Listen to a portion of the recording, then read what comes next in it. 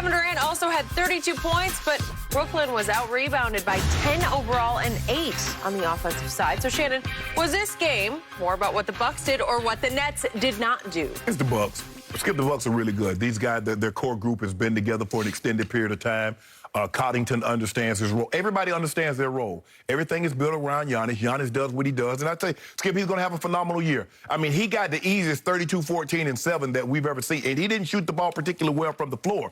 But he's Giannis, and he's feeling more confident pulling up with the jump shot. But when you look at it, Skip, they're a really good basketball team. He made 7 of 9 from the free throw line. This is a very good defensive team.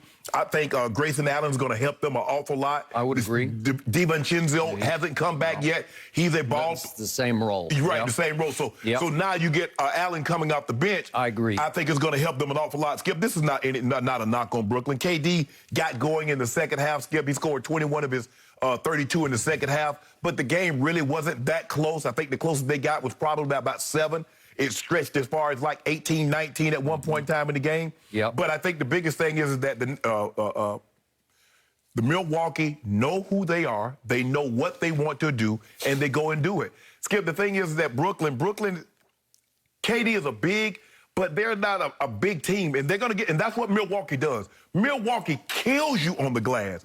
And they were without Bobby Portis, who's another big body guy that can offensive rebound and shoot. And so for me, this wasn't about what Brooklyn didn't do. This is who the Milwaukee Bucks are. And Giannis, and I said it, Skip, and you take it, I think without Kyrie, the Bucks sets up very favorable in the Eastern Conference. Now, I think this is going to be nip and tuck. I think Miami's going to be really, really good. Obviously, we believe Brooklyn and the Bucks, we know what they represent. But I don't really think it was anything that Brooklyn didn't do. This was all about Milwaukee. Milwaukee's really good. Giannis is only going to get more confident. You seen him, he looked at that big old thing from Jason to Beverly Hills. He's like, I got one. He looked up to the rafters. I got one. Now, you unlocked him, Skip. He believes he can do all things. They've unlocked him because for the longest time, he's great regular season, but he can't do it in the postseason. He got knocked out here. He got knocked out there. You've unlocked him. You let him realize just how good he is. You got your hands full moving forward. Okay, I got it. I hear you. I almost co-sign on everything that you just said. But I still believe, in the end, this was more last night about what the Nets didn't, couldn't, wouldn't do. What did you tell me yesterday? You suspected that the Nets would win this game because every time you have a ring ceremony, what traditionally happens to the home team? The ring team. That you just can't focus on the task at hand because your heads are in last year. You have to go back there. You've gone through this, and you put the rings on, and you're like, wow, we did that. And wait a second, the team that's favored to win it all this year is sitting there waiting for you on your home court, and you often lay a big old egg on national TV because you're not quite ready for that night, right? Opposite happened. The Nets came out lifeless.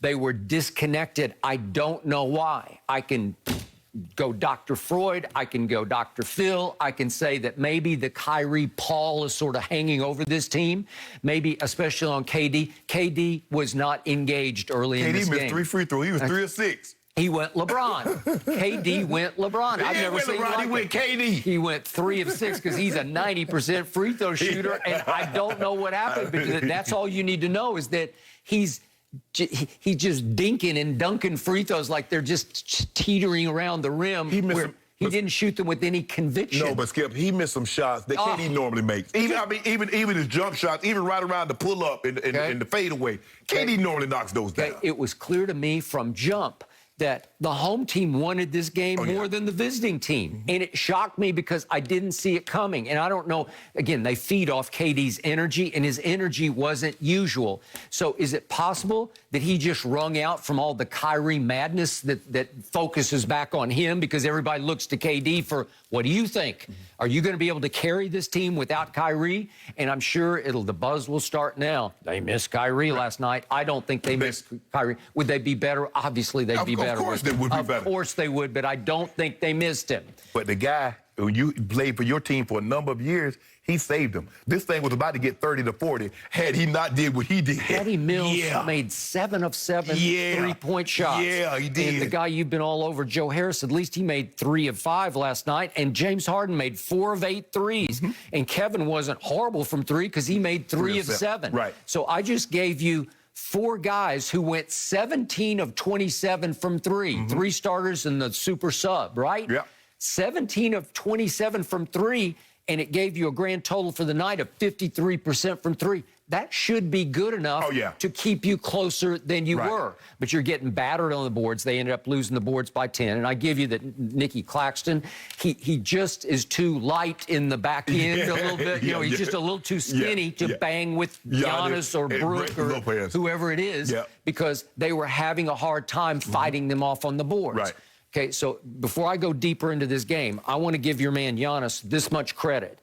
Early in the game, he had missed a 3, doesn't bother him, and then he comes right back and he shoots. Can we see the second shot that he shot? Because it's just horrendously bad. It's like, Giannis, what are you doing? This is a little jumper, and it hits nothing but backboard. Yeah, he missed the whole rim. He missed the whole rim from like, what is that, like 10 feet maybe? Easy 10. Okay, 10 feet, and he misses nothing. He hits nothing but backboard, and guess what, ladies and gentlemen? It doesn't bother him a bit. Because he came right back down the court. He's got the greatest short-term memory I have ever seen because he has no shame in missing those shots like that. What great player, what MVP caliber player would go up from 10 feet, and is he 6'11", whatever we say, 7 feet. But anyway, he goes up, and he's just got an uncontested little 10-foot jumper. And he missed the ball to the left. He goes wide left and hits nothing but glass. Nothing but... I don't know how you do that. But he comes back, and he'll make shots. Yes. And he made 7 of 9 free throws. I was highly impressed by that because he got on a roll in the finals last year when you least expected it. Did he make 17 or 19 in the final? Yeah. He was game 6? and it seemed to carry over into last night. So I'm going to give you that much, is that he is as resilient a player as I've ever seen because he's kind of like in his own world. Nothing seems to, you know, he doesn't live on the internet, so he doesn't get it. You know, like he doesn't seem to have the perspective of, ooh, I should be embarrassed about it. He's not embarrassed at all because he knows I'll come right back and I'll get it again. What did you say? He's been unleashed, right? You've let him out, and now he knows that he's that good. And so he's not going to question himself because he's going to come right back and get you. Right.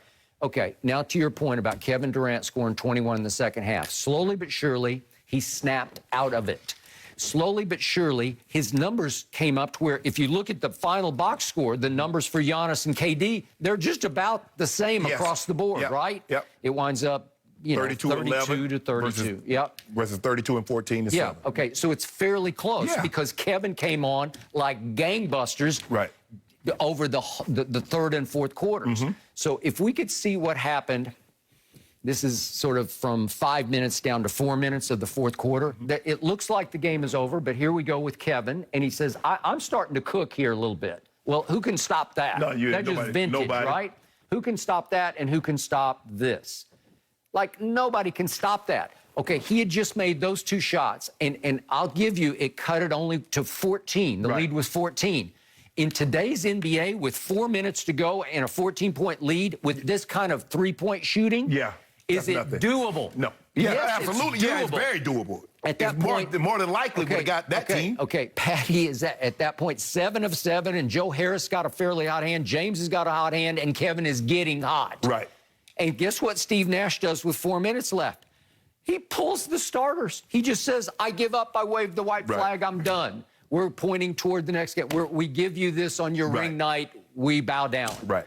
And Budenholzer wasn't ready to pull his stars at all because he left him in thinking, what's he trying to do here? He's trying to trick me? Trying to okey-doke. Yeah, is this an okey-doke? Because I was out of my mind. I tweeted about it because you can't give up on a game in this league, even in ring night in Milwaukee. You can't let that go because I had the feeling at that point, uh-oh, here they come. Yeah. Could they have made it dicey for the home team? I would let them go at least to 2 minutes. Yes. Just see what happens. See if we can get into single digits with 2 minutes to go. To your point, Connaughton kept making big threes, and maybe he would have made a couple more big threes for all I know. I want to see him make them. Okay. Yeah. Let's see it. Show me, right?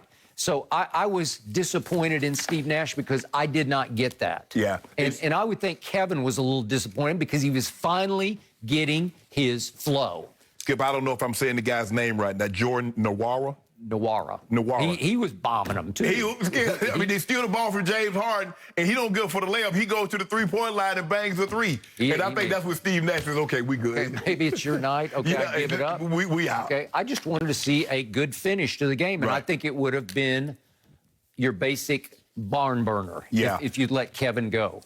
But, I mean, when you get, Skip, you get Chris Middleton had 20, and Giannis had 32, and you got Allen had 10. Yep. Holiday didn't play but 18 minutes. He had 12. Cottington had 20. You got Nwora had 15.